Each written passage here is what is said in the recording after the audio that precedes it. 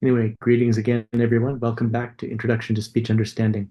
So now that we've started the Jupyter Notebook, let me go ahead and go to the Intro to Speech Understanding, and let's look at Lecture 6. We've finished talking about the basics of Python, and we finished talking about the Introduction to Scientific Computing using NumPy and Matplotlib. And today I want to talk about pure tones, about sound. Let me stop sharing and restart sharing to make sure that audio is shared. Oh, all right, good. It looks like audio is being shared. Um, a pure tone is the vibration of air molecules. That vibration of air molecules causes alternating high and low troughs of pressure. And that sound is recorded by a microphone.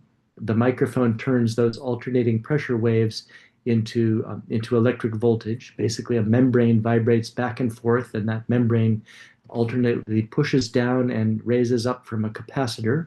And the changing capacitance of that capacitor changes voltage. The voltage is then measured and stored on the computer as a sequence of samples. So pure tones are air pressure that varies as a sine wave or a cosine.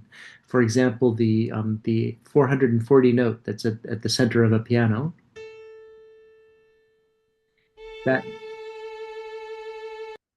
that note is a sine wave at 440 hertz. So the piano or the violin will not be a sine wave, but we can make exactly that pure tone by just playing a pure sine wave.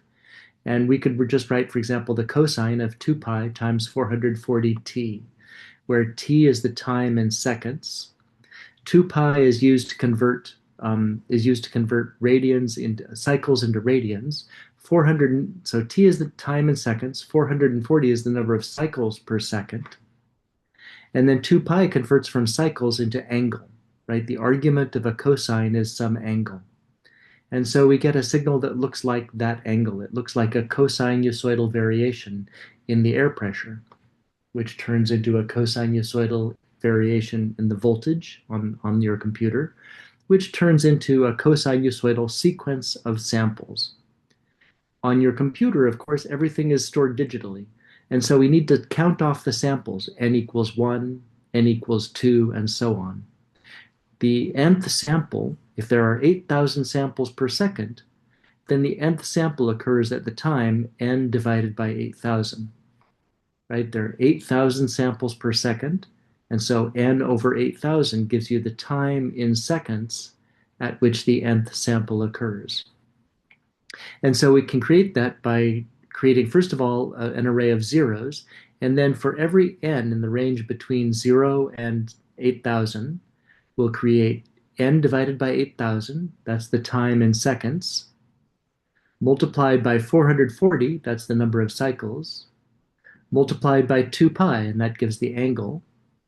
And then if we take the cosine of that, we get the cosine of that angle. So I can play it like this, and I can listen to the audio. So there's that same A note, the A440. This is the note in the center of the piano, right? It's just right there exactly, that yellow note that you can see on the scale. Here's an 88 key piano, here's middle C, and then the A note just above middle C is called middle A. It's the A4. It's the fourth A on the piano. The piano starts at A, and then this is the fourth one. And you can see that this fourth A note this is the note by which all musical instruments are tuned. This is the standard tuning adopted by musical instruments around the world as a way of sort of standardizing the pitch. And that pure tone then is used to set the tuning of pianos and violins and every other instrument in the world. Notice that here I used a for loop, but we could use the same thing by using a range. The a range creates a range between 0 and 8,000. And then we take that n, which is now an array. That n is now an array of 8,000 consecutive times. Divided by 8,000, we get 8,000 consecutive times in seconds, ranging between 0 and 1. Multiply by 440, we get the number of cycles ranging between 0 and 440 cycles. Multiply by 2 pi, and we get the angle. And then when we take the cosine, we get, again, the pure tone. So this is that pure tone, 440 hertz. Let's look at that pure tone. What does it look like? Well, it looks like this, right? So that's, yeah, it looks like this. It looks like a cosine. We're going to need to zoom in order to see that it actually looks like a cosine. Let me go ahead and plot it here. Where are we? We're back up here. So now that I've created this, let me go ahead and add something extra. Let me import matplotlib.py plot as plt, and then let's create a figure of size 14 by 4.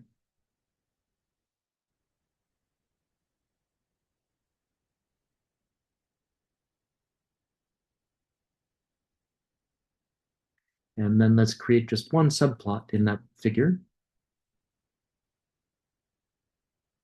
And in that subplot, let me plot time on the x-axis versus the cosine on the y-axis. So on the time axis, I'll plot n over 8,000, which is the time in seconds. And on the y-axis, I'll plot y, which is the cosine of that. Let me write it explicitly here as the cosine of 2 times pi times 440 times n over 8,000.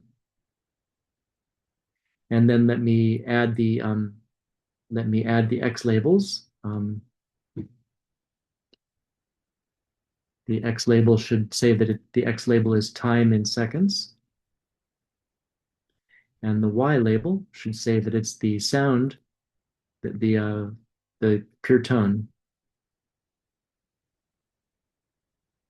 Let's plot that, and we can see that the pure tone, you can kind of see that it's rising up and down. There are actually 440 of those little bumps on the top of this, but you can't see the details very well because we're looking at 440 consecutive cycles of a cosine. And so it will be useful maybe for us to zoom in. Rather than plotting all 8,000 of those samples, let's just plot the first 800, the first 1/10 of a second. That should be 44 cycles. If I plot just the first 44 cycles, now you can see that it looks like a cosine between 0 and 0.1 seconds. We have a cosine that goes up and down between +1 and -1 44 times. If I zoom in a little bit more closely to 1/20th of a second, we'll be able to see it a little bit more clearly. Here are the first 22 cycles of that cosine between 0 and 0.05 seconds. That cosine goes up and down 22 times. And so you can see this is the note that we're listening to when we listen to the middle A on the piano.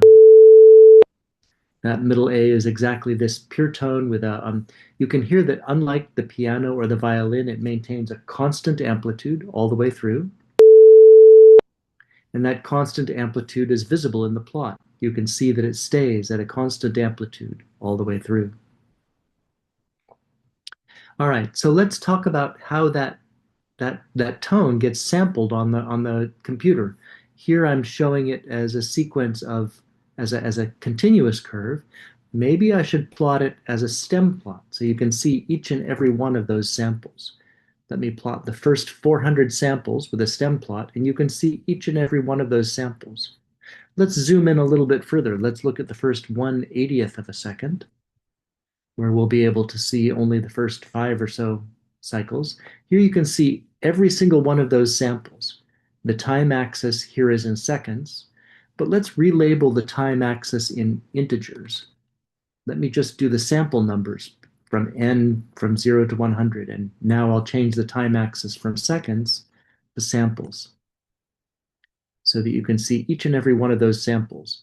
Here are samples number 0 through 20, 20 through 40, 40 through 60, 60 through 80. Right? What's stored in the computer is not a continuous cosine. What's stored in the computer are these integer sampled values. And when those integer sampled values are played back through the D to A converter, you hear it as a pure tone audio. Right? You hear that because the digital to audio converter on your computer automatically interpolates between these samples so that you can hear a smooth varying audio sound at 440 hertz. All right, let's talk about that sampling because as you can see, there's only a limited number of samples. We have here we have 5 complete cycles in 100 samples. So there are about 20 samples per cycle. What happens if that number 20 becomes only 4 samples per cycle, or only 3, or only 2? Odd things start to happen. So let's talk about frequency. In audio, in speech processing and audio processing, we measure 2 different kinds of frequency. Little f is the frequency in hertz. Hertz is the universal measure for cycles per second. It's named after a physicist in the 1800s. So Hertz was the person who the name Hertz refers to the number of cycles per second. So here we have 440 cycles per second. The other frequency that we use all the time is omega, which is the radial frequency. That's the number of radians of angle that are changed per sample. So here we're changing a complete cycle, which is 2 pi radians of angle. That complete cycle, 2 pi, happens in 20 samples. And so we have roughly 2 pi divided by 20, or roughly pi over 10, roughly 0.3 radians per sample. So from one sample to the next, the angle of that cosine changes by about 0.3. And you can see that the omega is in radians per sample. We get that by taking f, which is in cycles per second, and divide it by the number of samples per second. 8,000 samples per second. The number of samples per second is called the sampling frequency. So we take 440 divided by 8,000, and then we multiply it by 2 pi, which is the number of radians per cycle. So if f is 440, fs is 8,000, then omega, the number of radians per sample, is 2 times pi times f over fs. Right? So we can create 8,000 samples. Let me just make this exactly 8,000 samples. And then we can take the cosine of omega times n. So as n goes 0, 1, 2, 3, the angle goes 0, 0.3, 0.6, 0.9, etc. And this will give us the same pure tone. Right? So we've summarized that frequency with a radial frequency, the number of radians per sample. You might already know that F equals 440 is the standard for piano tuning. It defines the A note above middle C on a piano. And setting F equals 2F raises the tone by 1 octave. So if we start at 110, that's the A note, 2 octaves below middle A. So 110 will be, if this is 440, then this one is 220, and this one is 110. So let's play those. We have 110 and then 220, and then 440, then 880, then 1760. I'm going to concatenate these all together. I'll take the cosine of 2 pi times f times n over fs. Let me call that omega. Omega is equal to 2 times pi times f over fs. And that way I can just use omega times n here. Right? So I'm going to take x and I'm going to start it with a 0, with no zeros actually, and then I'm going to concatenate the cosine at each of these separate frequencies. Oh, I'd better put omega inside the loop, hadn't I? Because I'm changing f every time. So each time I create a new f, 110, 220, 440, 880, 1760, I create the resulting omega and I concatenate those all together. And the result sounds like this.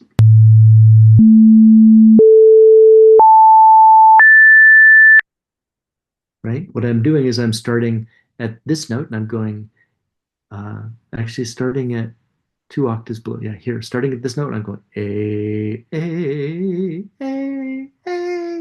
Right? I'm jumping 1 octave at a time. It's going from the A2 to A3 to A4 to A5 to A6.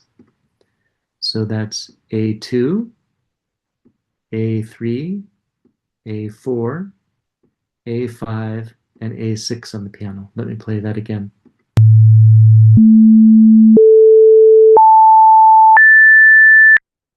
So every time we double the frequency, we go up by 1 octave on the piano. Going from A4 to A5 is doubling the frequency. Going from A5 to A6 is doubling the frequency again. Every time we double the frequency, we go up 1 octave. Which might, the next obvious question is, how about if I wanted to go from A to A sharp?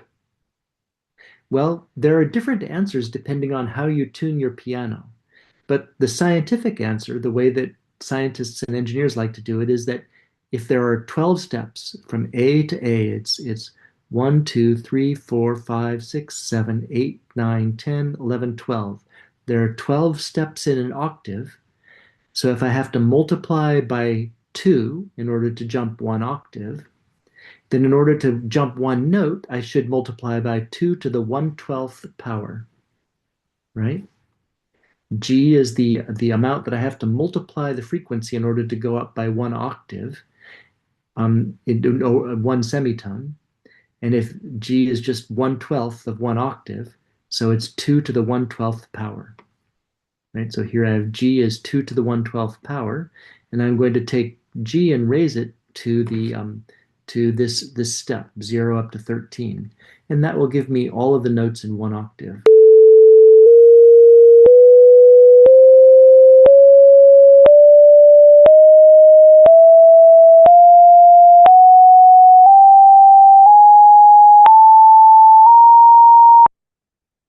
I can do that another way. Let me show you another way to do that. Let me start out with F is equal to 440. And then every time, let me, rather than saying resetting F this way, every time let me just set F is equal to G times F. So every time through the loop, I'll increase F by a factor of 2 to the 1/12th power. Yeah, let me do that.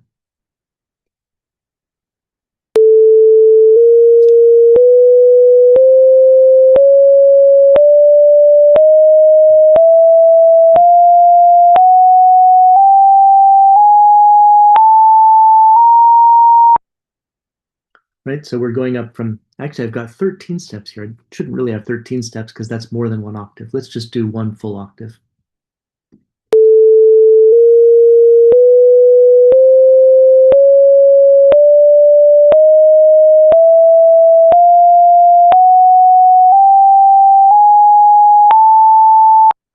So in that way, I've gone up from A4 up to A5 on the piano. In 12 steps, each of those 12 steps is one note on the piano. I went here A sharp, B, C, C sharp, D, D sharp, E, F, F sharp, G, G sharp, and then A again. 12 steps. Each of those steps multiplies the previous frequency by 2 to the 1/12th power. Let's print out what 2 to the 1/12th power is, by the way.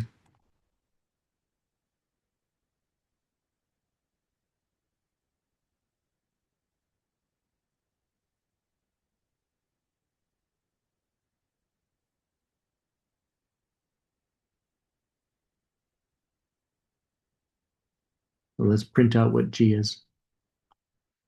1.059. So basically, each note is 6% larger than the note below it. Right? It's each frequency is multiplied, is the previous one multiplied by 1.0594. So basically 1.06. So every time you go up from one note on the piano to the note above it, you're increasing the frequency by 6%. So that's how frequency works.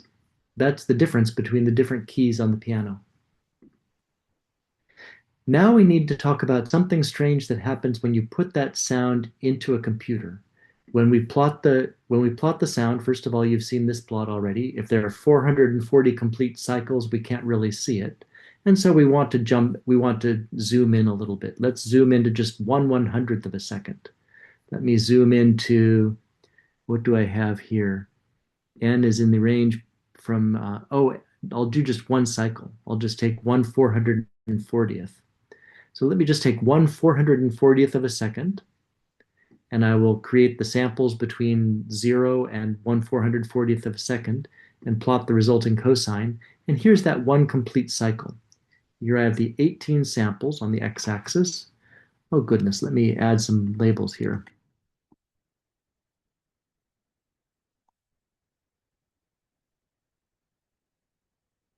The x-axis is time and samples right now, and the y-axis is the sample value. And you can see that the time in samples goes 0, 1, 2, 3, 4, etc. The sample values go between +1 and -1. Now let me plot the x-axis with time in seconds.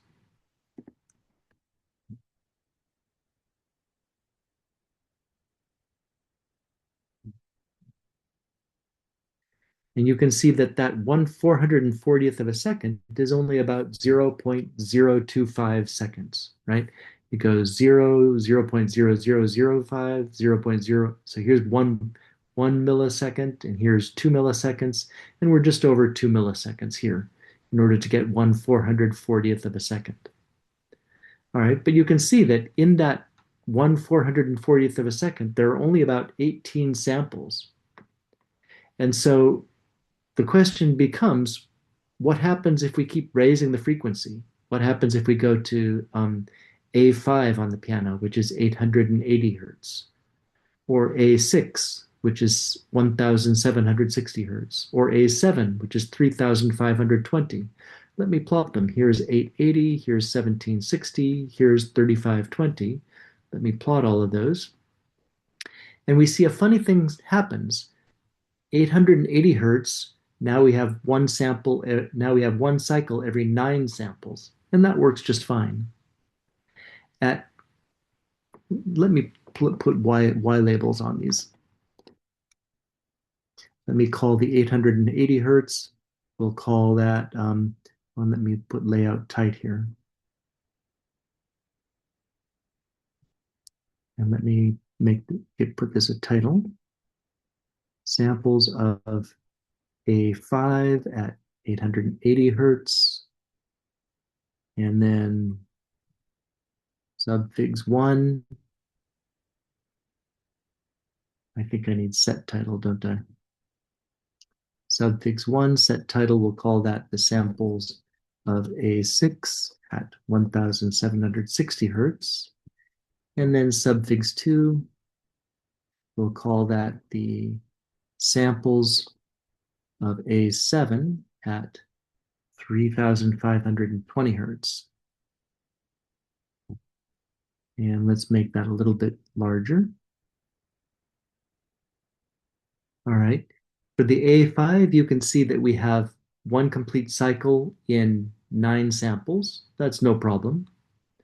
For the A6, we have one complete sample every 4.5 samples or so. Right? It goes down and then it goes up again in 4.5 samples, and then it goes down and then it goes up again in 4.5 samples. And it's starting to look really hard to tell that this is a pure tone. This really is still a cosine. Let's plot it. Let's actually plot the over the top. Well, no, let me not. Yeah, let me show you this first. When we go up to 3520 hertz, right? I only have I only have 8,000 samples per second, which means that I have just a little bit more than 2 samples per cycle here. You can see that it goes down and up, I guess more up and then down and up, right? It's a little bit more than 2 samples every cycle, and it gets really, really hard to see that this is an actual cosine. Let's see, if I plot it, will it even know that that's a cosine? Let's find out what it looks like What does Matplotlib do if I ask it to plot that information?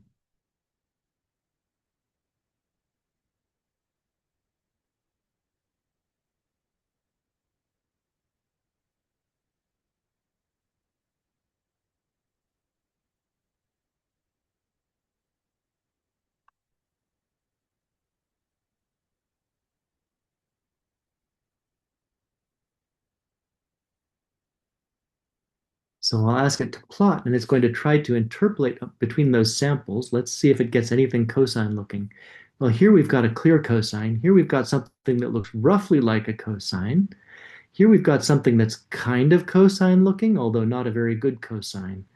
If we listened to this, it would still sound to us like a pure tone at the note A7, but it would be pretty hard to hear. It's right up at the at near the highest range that we can play back and still hear it, because as you can see, the sample values aren't really capturing the tone very well. And it's kind of hard. It's kind of hard to see, and it's also kind of hard to hear. Um, that will be, yeah. Well, I'll play that for you in a few minutes, and you'll hear how that becomes really difficult to hear.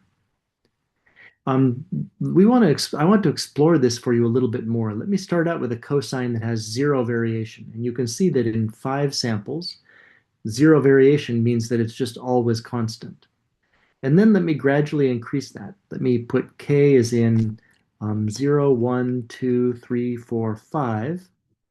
And for each of those, oh no, 0, 1, 2, 3, 4. So for each of those, I'm going to have one complete variation of the cosine. You can see that it's zero variation, and then one complete cycle, and then two complete cycles. And then what the interesting thing that will happen is that when I go from two complete cycles to three complete cycles, you can no longer see it as three complete cycles, right? What's going on here? Cosine of 0n is 1. Cosine of 8 pi n over 4 is the same as the cosine of 0 pi n over 4. These are exactly the same signal. Let me plot these. Let me do two different plots here. Let me create a stem plot that shows the samples at low frequency, at a low sampling rate, and let me create a smooth plot that shows the samples at a high sampling rate. And so you can see these. Right, the low sampling rate samples goes from 0 hertz to 440 hertz to 880 hertz to 1760, where even though it's a high frequency cosine, we're only actually seeing the samples, right, for the low frequency cosine. Let me plot these both. Let me plot the high frequency, the high sampling rate, and also the low sampling rate.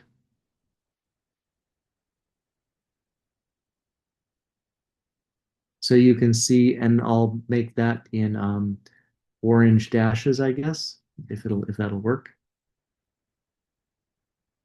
Yeah, so you can see that at for the low frequency cosine, the blue curve is with lots of samples. The orange curve is with only a few samples. You can see that they track each other pretty well.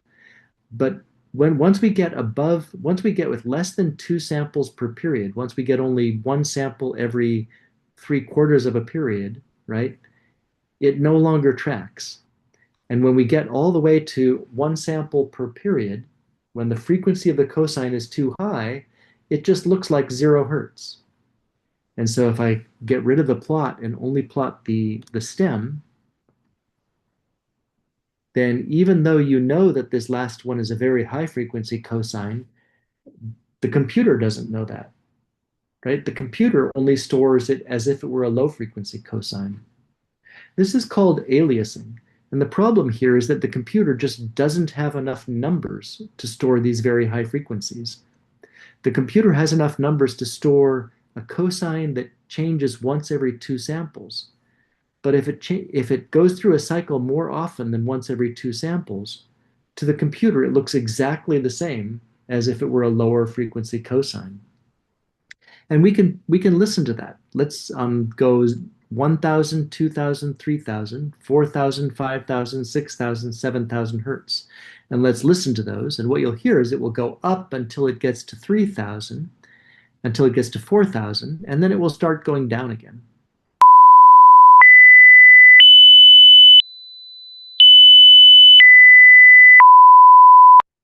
So what you should have heard was 1,000, 2,000, 3,000, 4,000, 5,000, 6,000, 7,000. But what you heard instead was 1,000, 2,000, 3,000, 4,000, 3,000, 2,000, 1,000. Let me play it for you the way that I made it just now.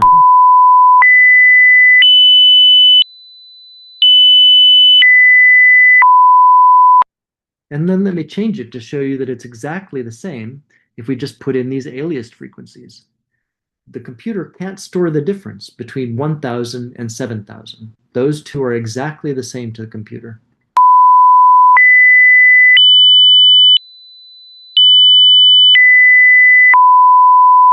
Right? And so that's because I only have 8,000 samples per second.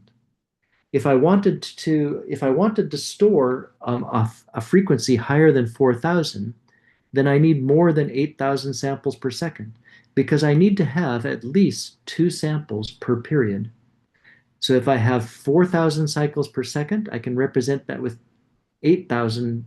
Sorry, if I have 4,000 cycles per second, I can represent that using 8,000 samples per second. But if I want to represent 5,000 cycles per second, I need 10,000 samples per second. 8,000 just isn't enough. And so if I want to represent all of these numbers all the way up to 7,000, then I need to have at least 14,000 samples per second. Let me try it with 16,000. That should be enough.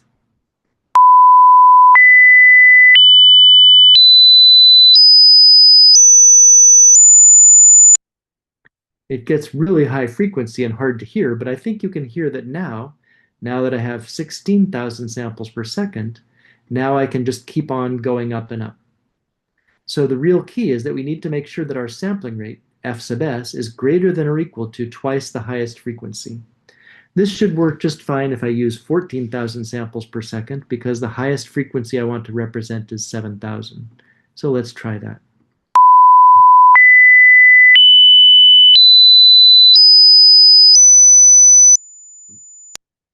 Yeah, so you can hear that it keeps going up and up in frequency because my sampling rate is enough so that I have at least two samples for every cycle of that cosine.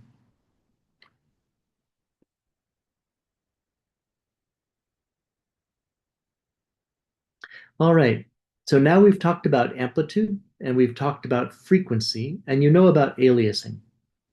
Maybe the most important technical concept of today's lecture is aliasing. If you want to avoid aliasing, make sure that the number of samples per second is greater than or equal to twice the highest frequency you want to represent. You need to have at least two samples for every cycle, right? So Fs greater than or equal to 2f, at least two samples for every cycle.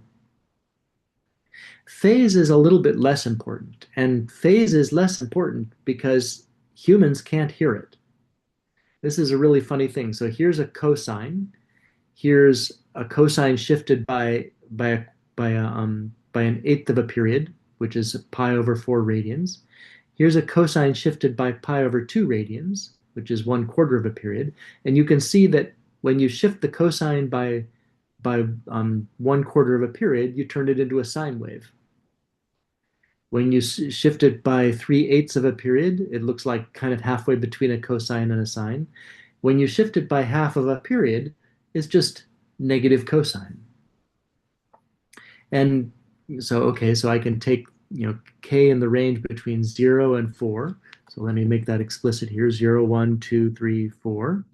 And I will take the phase shift of pi times k over 4. So this will be 0 and then pi over 4 and then 2 pi over 4 and then 3 pi over 4 and then 4 pi over 4. And I'll plot those cosines and you'll see that the result is first of all a cosine and then something in between a cosine and a sine and then a sine wave because I've just shifted it by 1/4 of a cycle and then something between a sine wave and a negative cosine and then a negative cosine. That's kind of cool for graphics, but it actually doesn't matter at all for sound. And the reason it doesn't matter for sound is that humans can't hear phase. The reason is kind of obvious if you look at these. To a human being, it doesn't really matter whether you start listening at this point in the wave or at this point in the wave. They're still exactly the same note. Right? So I could play you this note, and then I could play you this note, and they would be exactly the same note. And just to prove it to you, I'll go ahead and shift, right? I'll make it for k in the range between 0 and 4. I'll shift it by pi over 4, and then 2 pi over 4, and then 3 pi over 4, and then 4 pi over 4, and then I'll play them all back to you. And this is kind of a silly demo because all four of these sounds will sound exactly the same. Right? I'm going to play you these 5 notes, one after another, and they will all sound exactly the same to you.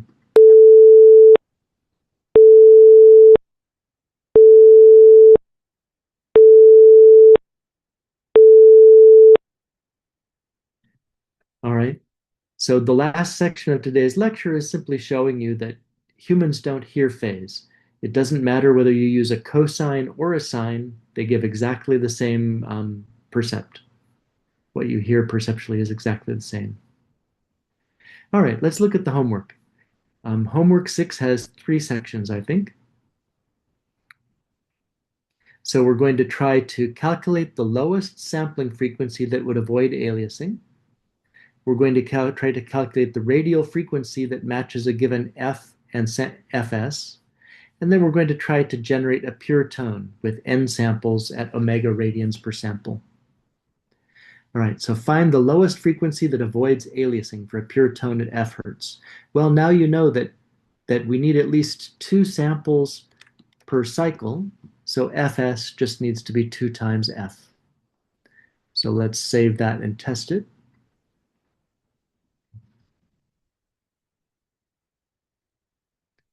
It's necessary that Fs is greater than or equal to 2f. And so, for example, if we want to represent 440 hertz, then we need at least 880 samples per second.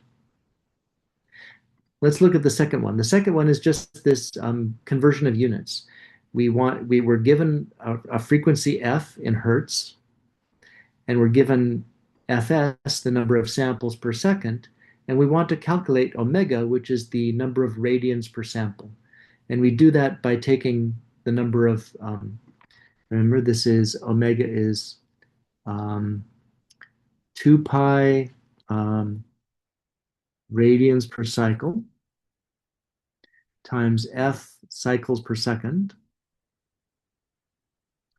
divided by f sub s samples per second. Let's see if, I'm not sure if that equation will look good. Let's find out. 2 pi radians per cycle times f cycles per second divided by fs samples per second gives us omega, which is in radians per sample. Right, so we want radians per sample on the left, so we have to multiply radians per cycle times cycles per second divided by samples per second. The default, it just says omega equals 0. Let's fix that. Instead of omega equals 0, we want 2 times pi times f divided by fs. We just want 2 pi radians per cycle times f, which is in cycles per second, divided by fs, which is in samples per second. And now we get, if we want to represent 1,000 at 8,000 samples per second, then that's 0.785 radians per sample. Before I talked about 440 being approximately 0.3 radians per sample. Let's see what it is exactly. 0.3456 radians per sample. Finally, problem 3. Problem 3 asks you to create a pure tone that's n samples long at omega radians per sample. So omega will be the radial frequency in samples per second, and n will be the duration of the tone in samples. All right, so right now I think we're generating nothing. It says plot a stem plot, but it's just returning zeros. So let's go ahead and fix that. We want a pure tone that's n samples long, and that and that has a frequency of omega radians per sample. So we actually want the cosine of of omega times the range between 0 and capital N. That should do it. We want the range of samples between 0 and capital N samples long, and we want omega radians per sample. So we just want omega times the range from 0 to capital N. Let's see if that gives us the what we want. There we go. And now we have one complete cycle at 2 pi times 440 over 8,000 with 8,000 over 440 samples. So with one complete cycle of a 440 hertz tone.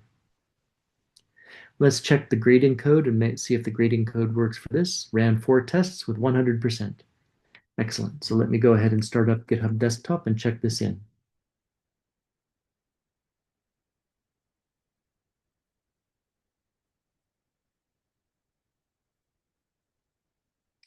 All right, here are all of the changes I've made. Fs equals 2 times f, omega is 2 pi f over fs, and x is the cosine of omega times np a range n.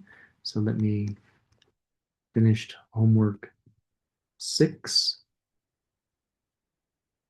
Let me go ahead and commit that and then push it to the origin.